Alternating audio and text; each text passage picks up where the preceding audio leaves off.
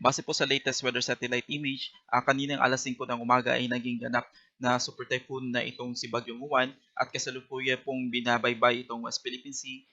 west-northwest patungo dito sa eastern section ng Luzon landmass, and as of 7 a.m. kanina, ang kanyang sentro ay namataan sa layong 125 kilometers east-northeast of Virac, Catanduanes na may maximum sustained winds na 185 kilometers per hour malapit sa sentro at gustiness na umaabot ng 230 kilometers per hour. Kasalukuyan po itong kumikilos west-northwest sa bilis na 25 kilometers per hour at kung mapapansin po natin, malaking bahagi na po ng ating bansa ay nakakaranas na po ng mga pagulan at malalakas na hangin na dala po nitong si Bagyong Juan. Base po sa latest track intensive forecast nitong si Super Typhoon Juan, so ngayong araw ay inaasahan po na magkakaroon po ito ng close approach dito sa may Bicol region ngayong umaga, and dahil po sa lapit ng track nitong Bagyong Juan dito sa area ng Catanduanes, dalawa pong pwedeng mangyari. Una is magkaroon po ito ng direct hit or yung eye wall nitong si Bagyong Juan ay maaari pong tumama dito sa kalupaan ng Catanduanes, or pangalawa ay maaari pong maglandfall itong si Bagyong Juan dito sa Catanduanes ngayong umaga. Then after dumaan dito sa area ng Catanduanes ay maaari po itong maglandfall dito sa probinsya po ng Aurora ngayong gabi or bukas ng umaga.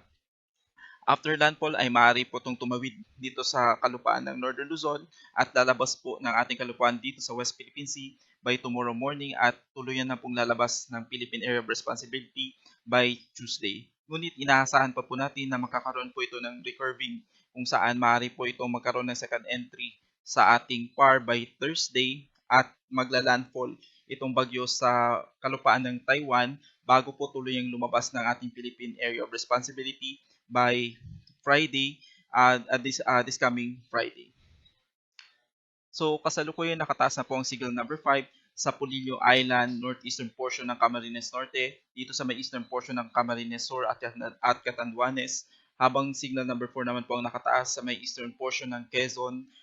rest of Camarines Norte, rest of Camarines Sur at eastern portion ng Albay. Signal number 3 naman po ang nakataas sa may southern portion ng mainland Cagayan, Isabela, Aurora, Nueva Vizcaya, southern portion ng Apayao, Kalinga, Abra, Mountain Province, Ifugao, Benguet, Ilocos Sur, La Union, Pangasinan, Zambales, Bataan, Tarlac, Pampanga, kasama po dito ang Nueva Ecija, Bulacan, Aurora, Metro Manila, Cavite, Batangas, Rizal, Laguna, rest of Quezon, rest of Albay, Sorsogon, Ticao Islands, Burias Islands, Northern Samar, northern portion ng Eastern Samar at northern portion ng Samar Province. Signal number 2 ang nakataas sa nalalabing bahagi po ng Cagayan, kasama po ang Babuyan Islands, rest of Apayao, Ilocos Norte, Occidental Mindoro, kasama po ang Lubang Islands, Oriental Mindoro, Marinduque, Romblon, rest of Masbate, rest of Eastern Samar, rest of Samar, Biliran, northern and central portion ng Leyte. Signal number 1 ang nakataas sa Batanes, Calamian Islands, Cuyo Islands, rest of Leyte, southern Leyte, Bohol, northern and central portions of Cebu including Bantayan and Camotes Island, northern and central portion ng Negros Occidental, northern portion ng Negros Oriental, dito sa may Guimaras, Iloilo, Capiz, Aklan, Antique, dito po sa may Dinagat Island, Surigao del Norte, northern portion ng Agusan del Norte, at northern portion ng Surigao del Sur.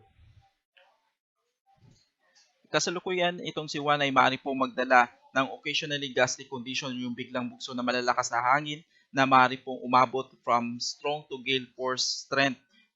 sa mga areas po na hindi po kasama sa wind signal. For today, maaari po makaranas ng occasional gusty condition ang Palawan, Visayas at Mindanao. By tomorrow, November 10, maaari po makaranas ng occasional gusty condition ang majority po ng Luzon landmass at Visayas, at pagdating po ng Tuesday, majority po ng Luzon landmass ay maaari pong makaranas ng gusty conditions. Dahil po sa mga pag-ulan na dala po nitong Super Typhoon Juan, ay kasalukuyan po naglabas po tayo ng heavy rainfall outlook kung saan maaari pong makaranas ng more than 200 millimeters na pag-ulan na maaari pong magdala ng widespread or incident ng severe flooding or landslide, particularly dito sa Isabela, dito sa Aurora, Quirino, Nueva Vizcaya, dito sa Nueva Ecija, Quezon Province, Camarines Norte, Camarines Sur, Albay at probinsya ng Catanduanes. 100 to 200 millimeters naman na pag-ulan na maaari pong maranasan dito sa may Cagayan, Apayao, Abra, Kalinga, Mountain Province, Ifugao, Benguet, Nueva Vizcaya, Pampanga, Pangasinan, Tarlac, Zambales, Pampanga, Bulacan, Bataan, Metro Manila, Rizal, Cavite, Laguna, Batangas, kasama po ang Marinduque, Masbate, Sorsogon, Northern Samar, Samar Province, at itong Eastern Samar. Habang ina-expect naman po na makakaranas po ng 50 to 100 mm sa pag-ulan ang Ilocos Norte, Ilocos Sur, La Union, itong Occidental Mindoro, Oriental Mindoro, Romblon at probinsya po ng Leyte. Bukas, dahil po sa pagtawid nitong bagyong Juan at by tomorrow po is inaasahan po natin na yung kanyang sentro is nandito na po sa may West Philippine Sea. So, maaari pa rin po makaranas ng more than 200 mm na pag-ulan ang Ilocos Sur, La Union, itong Pangasinan, Zambales, Tarlac, Benguet, Ifugao, Mountain Province at Kalinga, habang inaasahan naman po yung 100 to 200 mm na pag-ulan dito sa Abra, Ilocos Norte, Apayao, Cagayan, kasama pong Isabela, Quirino, Nueva Vizcaya, Nueva Ecija, Aurora, Bataan, Pampanga, Bulacan, habang 50 to 100 mm naman ng pag-ulan ang inaasahan sa Quezon Province dito sa probinsya ng Rizal, Metro Manila, Cavite, Laguna, Batangas, Marinduque, Oriental Mindoro at Occidental Mindoro. By Tuesday, dahil sa papalayo na po itong si Bagyong Juan, ay makakaranas pa rin po ng 50 to 100 mm na pag-ulan ang Ilocos Sur, La Union, Benguet at Pangasinan. Sa kasalukuyan, naglabas na po ng panibagong storm surge warning kaninang alas 8 ng umaga kung saan maaari po makaranas ng storm surge